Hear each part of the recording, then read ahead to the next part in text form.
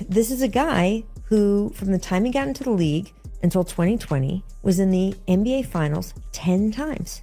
And the last 6 years, since 2020, he's been in the NBA Finals 0 times. That is a huge swing. 10 times in 17 years, and then 0 times in the last 5 or 6 years. That is a big difference. And to know that for the bulk of your career, the NBA Finals were almost the LeBron James Invitational, and then you were just out of it. LeBron James just made a decision, and critics, they're calling it the ultimate admission. He needs a stacked team. He needs the Eastern Conference, and he needs the perfect situation if he ever wants to sniff another championship. But then Rachel Nichols dropped a bombshell, exposing the biggest question surrounding this whole drama. She didn't outright attack him, but she raised something that should have every single basketball fan glued to their screens. Why Philadelphia? Why star now star? And why does LeBron suddenly seem so desperate to play for something again after years of insisting his happiness and family were more important than basketball? Well, I was as surprised as I think everyone else was. I thought Philadelphia was kind of in last place of the options that he was looking at. And I think either it's going to work spectacularly or it's going to be a failure. I'm not sure there's a ton of room in the middle, but we'll find out. I applaud him knowing what he wanted and going after it. I don't know how much buy-in he has from everybody else on that roster. Here's a mind-blowing stat that Rachel Nichols once dropped. From the start of LeBron's career, all the way through 2020, he made it to the NBA Finals 10 times. Think about that. 10 appearances in just 17 seasons. Whether you loved him or hated him, you just expected him to be there. He was the roadblock, the guy everyone absolutely had to beat. But then, almost overnight, that expectation just vanished. And the crazy part? The argument here isn't just that LeBron got older. No, the real game changers were the conference, the cutthroat competition, and ultimately losing his grip on his own team. I am much more interested in what the conversations with Jaylen Brown were, first of all, on the way into Philly, and maybe it was just when the trade happened with Boston, hey, we are going to extend you, and that was enough. And the fact that he would have these two guards, young guards, and Joel, and that all felt good to him. Now that LeBron's there, and it's going to be just a different level of oxygen for everybody involved. I believe that LeBron is going into this level of sacrifice with his eyes wide open, but everybody has to. Now picture this. Philadelphia. On paper, it's the perfect storm. Exactly what LeBron would crave if another championship is the only thing on his mind. Think about it. You've got Joel Embiid, assuming, of course, he can stay healthy. A dominant force. Then there's Tyrese Maxey, a certified young star who's already proven himself as one of the most dangerous guards in the entire league.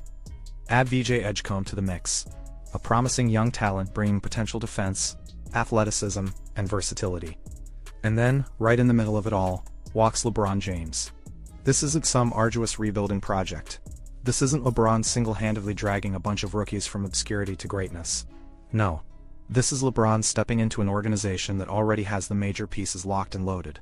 Did it surprise you that he prioritized winning another championship? Because he used that word in his statement, winning a championship, bringing a championship to Philadelphia. Like, there were a lot of potential reasons that he could have made a decision. He could have made a decision based on family, stayed on the West Coast, gone to Golden State, nostalgia, go back to Cleveland, even to Miami. But he seemed to make this purely for basketball reasons. It was not, as he wrote, about his family. It was not about money, 2-year, $8 million deal. I do love there's a 15% trade kicker in there. Yeah, you know. Like, just to make sure, in case you decide to trade me, I will get I'm a going to little get money. 600 grand I will out get a of little that. money because, you know, that's 600 grand. I'm a billionaire, but that 600 grand will really mean something. And that's where the ring-chasing accusation becomes impossible to ignore. Critics will argue LeBron isn't just star looking for another opportunity. He's looking for the most favorable star opportunity. There's a crucial difference. Look, at 41 years old, nobody expects LeBron to carry a team the way he did in his prime. Asking him to dominate an entire season like the MVP-winning version of himself would be completely unrealistic. However, if you're going to declare yourself the greatest player ever, the standard for your career remains fundamentally different. And when you voluntarily join a team already stacked with multiple high-level players, specifically because you believe it gives you the absolute best chance to win, well, people are going to call that ring chasing. And in Philly, at least, if it works, again, if it works, they have the chance to be a huge powerhouse. If he had gone to the Warriors, that would have been very clearly about like, hey man, it is fun to be an NBA player. It is fun to be LeBron James. I'm going to hang out, play golf every day with Steph Curry because I now love golf. I'm going to drink with Draymond because we live near Napa now. and I'm going to be 45-minute flight from my family, and this is the way to do it. I've earned this. And I would have understand that too. And it would have been fun playing for Steve Kerr, who he loved playing for at the Olympics. That I would have gotten. This I get. The actual Cleveland and Miami, I would have certainly understood the storyline, but I don't think it would have led him to as much happiness. But here's the real bombshell Rachel Nichols dropped. A question that could unravel this whole experiment. What about Jaylen Brown's buy-in? This is where it gets wild. Nichols asked point blank, is Brown truly comfortable with LeBron coming to Philly, potentially flipping the team's entire pecking order? And honestly, that's not just a fair question, it's crucial. Because when a superstar like LeBron steps in, everything changes. The offense? Gone. The locker room dynamic? Shaken. Media attention? Nuclear. Expectations? Sky high. Every single player suddenly has to figure out how to share the court, the locker room, and the spotlight with one of the most influential players in NBA history. Were you in Paris? I don't think you were, right? No. So I was at the Paris Olympics, and one of the things that really struck me that he said after they won was it felt really great to play for something again. And he said it again when he got back and gave his introductory press conference for his first time back with the Lakers after winning the gold medal. He said it his second time. It felt really great to play for something again. Again, if Brown is star all-in star, Philadelphia becomes terrifying. But if tension brews behind the scenes, this whole experiment could collapse before it even starts. That's why the conversation around Brown is star-critical star. Because if the Sixers fail, narratives will explode. Fingers will point. Maybe Embiid's health. Maybe Brown's adjustments. Maxey, Edgecombe's readiness, Nick Nurse. But eventually, the spotlight star has star to swing back to LeBron himself. Because he star chose star this. He star chose star Philadelphia. He star chose star this roster. This conference. This championship window. If it all crumbles, he can't pretend he was just trapped in a bad situation. That's what makes this move star a different star. He's not walking into Philly with nowhere else to go. He's here because he genuinely believes this is one of his star last, best chances star to win another championship. And star that star is why the pressure should be immense. Think of the alternatives. Cleveland offered nostalgia. Miami, another emotional chapter. Golden State with Stephen Curry, Draymond Green, Steve Kerr, and a legendary organization would have been fascinating.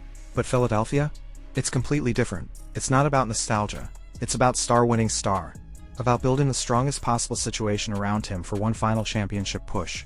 That's why the LeBron just wanted to be happy argument doesn't satisfy his critics. Of course he wants happiness. Every athlete does. Family matters always. Money isn't the primary driver for someone who's already earned an extraordinary amount. But when the decision ultimately lands him on a team with one of the best championship opportunities available, people's star will question the timing. And then there's Luka. This is where it gets star uncomfortable star for LeBron fans. The Lakers were star his kingdom star for years. He was the central figure. But once Luka Doncic became the centerpiece of the Lakers' future, the dynamic star shifted star. Suddenly, LeBron wasn't the star unquestioned star face anymore. The Lakers had a younger superstar to build around for the next decade. For critics, this was the moment LeBron's power began to slip. So if you're LeBron James, what do you do when your old organization is moving toward the future, and you're trying to squeeze out your final championships? You find another situation where you can star have influence. If Philadelphia offers star that. Tyrese Maxey is connected to Clutch Sports. The Sixers have major stars. Nick Nurse is there. The Eastern Conference is there. And the roster, if everything clicks, has championship level potential. This doesn't automatically mean LeBron is manipulating the entire organization, but you cannot ignore the structure of the situation. And here's the biggest issue. LeBron can't have it both ways. He can't spend years getting credit for being the greatest player ever, and expect everyone to lower the standards when the championship results don't match expectations. If he wants to be treated like the GOAT, then winning star still matters star. Individual statistics and longevity aren't enough at some point. Championships aren't the star-only star measurement, but they're one of the biggest star in this debate. That's why the next 2 seasons are absolutely massive. If Philadelphia wins 1 championship with LeBron, the move immediately looks brilliant. If they win 2, the entire conversation changes. People will say LeBron engineered one final masterstroke. He recognized the perfect opportunity, sacrificed individual dominance, accepted a reduced role, and delivered championships to Philadelphia. That would be a tremendous addition to his legacy. But what happens if they win nothing star? That's where it gets ugly. Imagine Philadelphia with Embiid, Maxey, Brown, Edgecombe, and LeBron, with expectations of competing for multiple star championships, only to fall short in the playoffs. The criticism would be relentless. Every injury, every bad playoff game, Every locker room would explode. And LeBron's critics would repeat the same thing. You picked this team because it was supposed to make winning easier, and you star couldn't finish the job. That would make the move look less like a final championship masterstroke, and more like desperation. And that's why LeBron's role will be fascinating. He cannot try to be 27-year-old LeBron. He shouldn't try to dominate every possession, or prove he can still carry an entire franchise for 82 games. If he truly wants to win, he has to sacrifice. He has to become comfortable being the third option at times, maybe even the fourth on certain nights. Embiid needs to be healthy and dominant. Maxey needs to keep developing into a superstar. Brown needs to remain aggressive and comfortable. Edgecombe needs to defend, hit open shots, make smart decisions, and do the dirty work. LeBron's job should be to connect everything. But there's another problem. When you have LeBron James on the roster, the spotlight star never disappears star. Every teammate's mistake is analyzed. Every loss becomes a LeBron story. Every lineup decision, every locker room issue, a LeBron story. And every time the team loses, someone will ask if LeBron should have done more. That's the burden of being LeBron James. And that's why the Sixers have to understand what they're signing up for. This isn't just adding another veteran. This is adding one of the most influential athletes in modern sports. The expectations instantly become championship or disappointment. There is no comfortable middle ground. Nichols basically said it herself. Philadelphia could either work spectacularly or become a failure. That might be the most accurate description of this entire experiment, because there isn't much room in the middle. If Philadelphia dominates, LeBron gets another massive boost to his legacy. Criticisms of LeBron's career has always been that his path to the finals was easier in Cleveland and Miami than it would have been in the Western Conference. That's a debate with plenty of context, but the numbers are undeniable. LeBron made the finals at an extraordinary rate in the East, and that streak disappeared after he moved west. Critics will look at that and say the experiment has now been proven. When LeBron controlled the East, he looked unstoppable. When he had to navigate the West, the path became significantly harder. And now, at 41, he's going back to the conference where he historically found the most postseason success. That's not an accident, according to the critics. That's star strategy star. LeBron understands the clock is running out. He doesn't have another decade to experiment. He doesn't have 5 prime years left. Every playoff run could be one of his last realistic chances to have another championship. So why wouldn't he choose the conference where he believes the road is more manageable? That's exactly what makes this move so fascinating. This isn't necessarily about whether LeBron is still good. He obviously remains capable of contributing at an extremely high level. The question is whether he can win at the highest level star without controlling everything star. Can he accept being surrounded by younger stars? Can he accept Embiid being the offensive centerpiece? Maxey having the ball in his hands? Brown demanding shots? Can he accept a role that star doesn't revolve around LeBron James every single possession?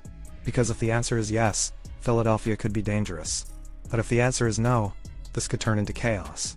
And that's why the Jaylen Brown situation matters. That's why Embiid's health matters. Maxey's development matters. Edgecombe's role matters.